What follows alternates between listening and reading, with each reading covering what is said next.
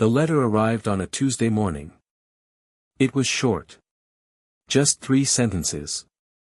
But those 3 sentences were enough to end something that should have lasted a lifetime. We have decided that you are no longer welcome at family events.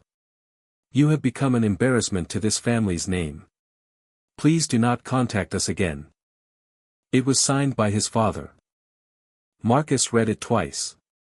Then he folded it carefully, placed it on the kitchen table, and sat very still for a long time. Outside, the city went on as it always did. Cars moved. People walked. The world had no idea that something inside one man had just quietly broken. Marcus was 34 years old. He had grown up in a family that valued 2 things above everything else: money and appearance. Not love. Not loyalty. Not the kind of quiet courage it takes to keep going when everything falls apart. Just money. Just the appearance of success. And right now, Marcus had neither. His business had failed 8 months ago.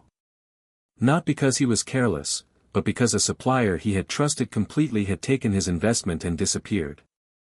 The courts were involved, but courts move slowly. In the meantime, Marcus had nothing. His family had given him 8 months to fix it. Then they had written that letter. Marcus had not always been poor. 3 years earlier, he had run a small but growing import business. It wasn't glamorous work. He sourced handmade goods from small producers and sold them to shops and online buyers across the country. He worked long hours. But he was building something real. His family had never been particularly impressed.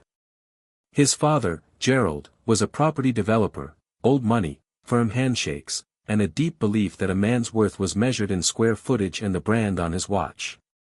His mother, Diane, followed Gerald's. Marcus had a younger sister named Rachel. She was different, warmer, quieter. She had always been the one who called to check on him just because. But even Rachel had grown distant over the past year. Pressure from their parents, Marcus suspected. Their family had a way of pulling people into their orbit. There was one person who had never wavered. Her name was June. She had been Marcus's neighbor for 2 years, a schoolteacher in her mid-30s, with a calm steadiness that Marcus had always quietly admired. She wasn't his girlfriend. She was simply his friend. The kind that shows up with food when you haven't eaten. The kind that doesn't ask you to explain yourself. June was the only person who knew how bad things really were. After the letter, Marcus went quiet. Not in a dramatic way, just in the way people go quiet when they are trying to absorb something too large to process all at once. He went to work at the part-time warehouse job he had taken to cover rent. He came home. He ate simply. He slept badly. He did not call his father. He did not reply to the letter. June noticed the change in him. She knocked on his door one evening with a container of soup and a look that said she already knew something was wrong. "You don't have to tell me," she said, setting the soup on the counter. "But I'm here if you want to." He told her about the letter. She read it. Her face stayed calm, the careful calm of someone who is angry on behalf of another person but knows that showing it won't help. "People who love you don't write letters like this," she said quietly. "They're not wrong." "That's not what the letter is about," June said. "The letter is about them being embarrassed. That's different." Marcus looked at the table. "I thought family was supposed to be different." June didn't answer that. She just stayed. They ate the soup together and didn't talk much, and somehow that was exactly what he needed. 3 weeks after the letter, Marcus received a phone call from his sister Rachel. He almost didn't answer. But something made him pick up. "Marcus." Her voice was tight. Careful. "Rachel." A long pause. "I didn't agree with the letter," she said. "I want you to know that." "Did you say that to Dad?" Another pause. Longer. "I tried," she said. And she sounded like someone who had lost that fight badly. Marcus closed his eyes. It's okay, Rachel. It's not okay, she said, and her voice cracked slightly. You didn't do anything wrong. That supplier, Marcus, everyone knows what happened. It could have happened to anyone. It happened to me, he said simply. They talked for another few minutes. Rachel told him that Christmas was coming. The family was gathering at their parents' home, the same large house in the suburbs where Marcus had grown up. The same house where he had eaten Christmas dinner every year of his life. You should come, she said. I wasn't invited, Marcus said. She had no answer for that. After he hung up, Marcus sat with the silence for a long time.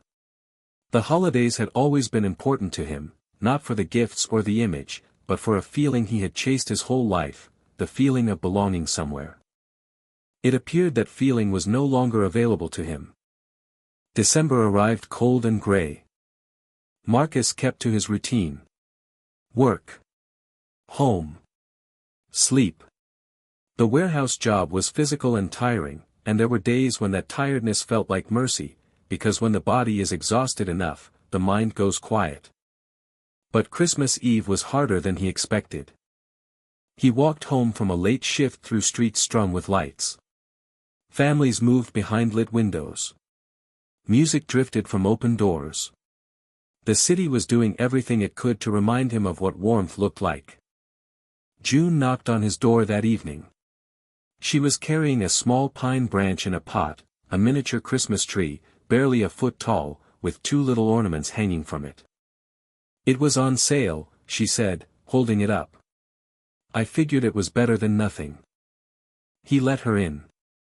She set the tree on his kitchen table. They made tea and sat across from it. Do you miss them? She asked. Every single day, he said honestly. Even after the letter. Especially after the letter. He wrapped both hands around his mug. Because when someone hurts you like that, you don't stop loving them. You just have to figure out what to do with love that has nowhere to go. June looked at him for a moment. That might be the saddest and most honest thing I've ever heard.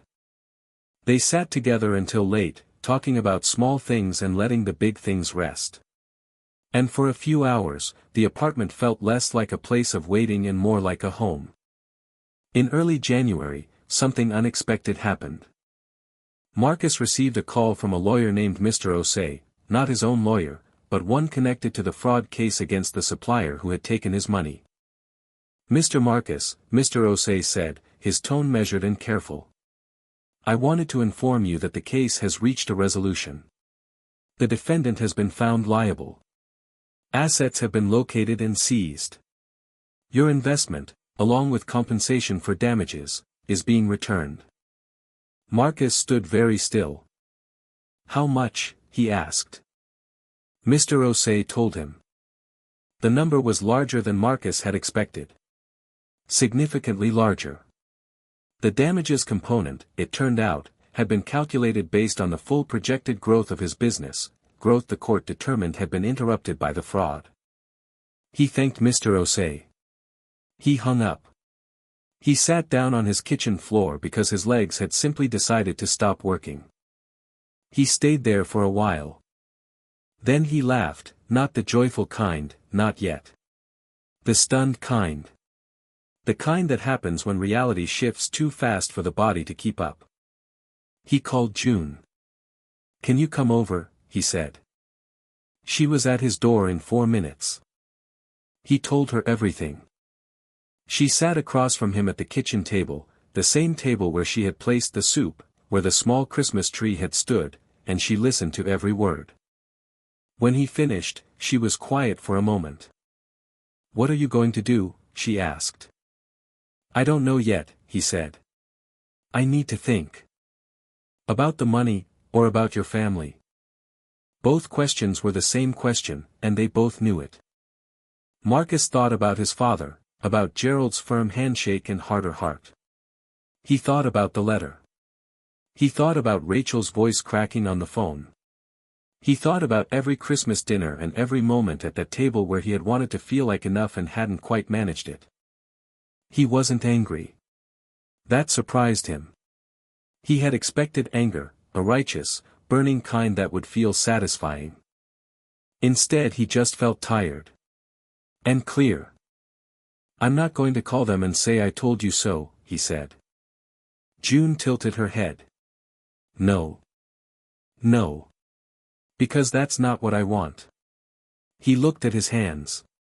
"I want to know if any of them can see me as a person when the money is gone. That's what I wanted to know. And now I know." "What did you find out?" June asked gently. He met her eyes. "That my sister loves me. And that my parents love an idea of me." He paused. "Those are two very different things."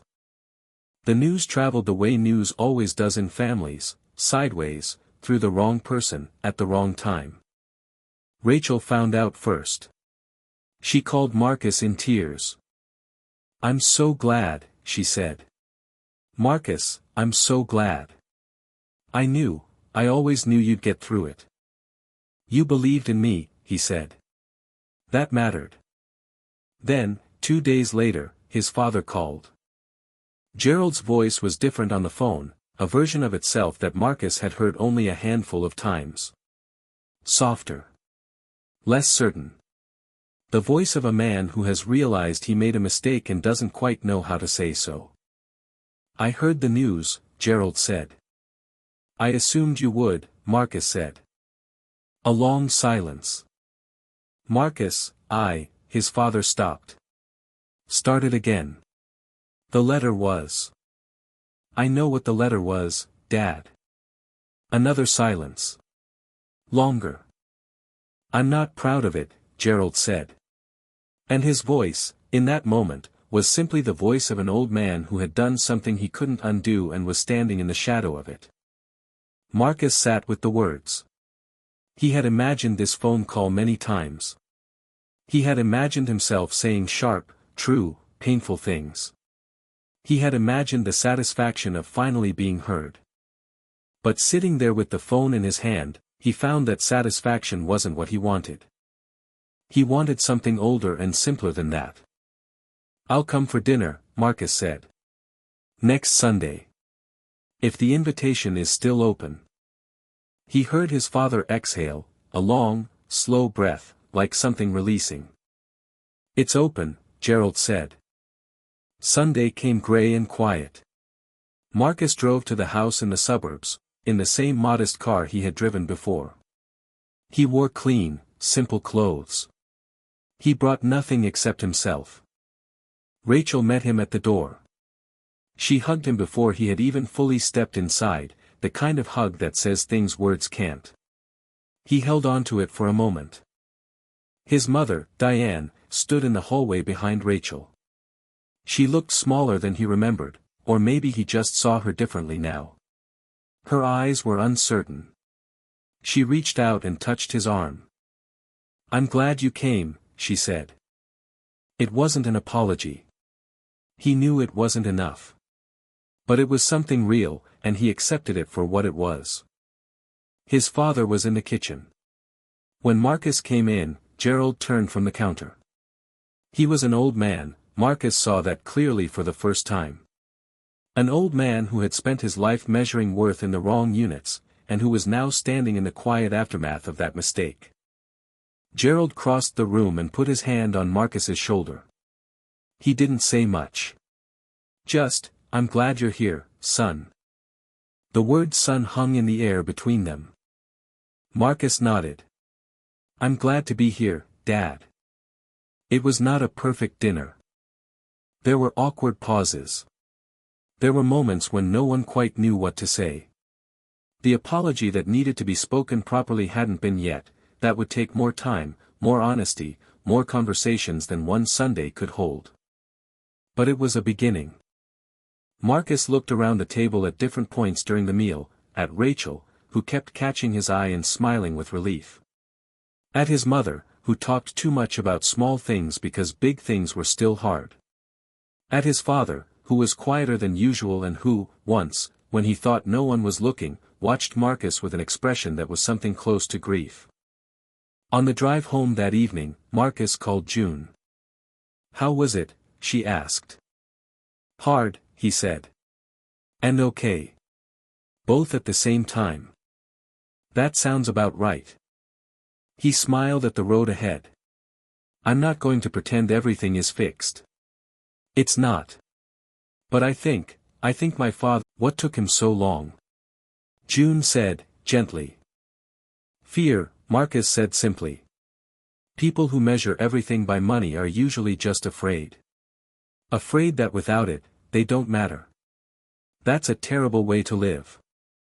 He drove through the evening city, lights moving past him, the road familiar and quiet. Some things, once broken, don't go back together the same way. But sometimes the repaired version is more honest than the original, the cracks visible, the history real, the love more deliberate because it has been tested and chosen again. Marcus had been thrown away by his family for being poor. Then the truth came out, not just about his money, but about who he was. And about who they were, too. And he had chosen to come back anyway.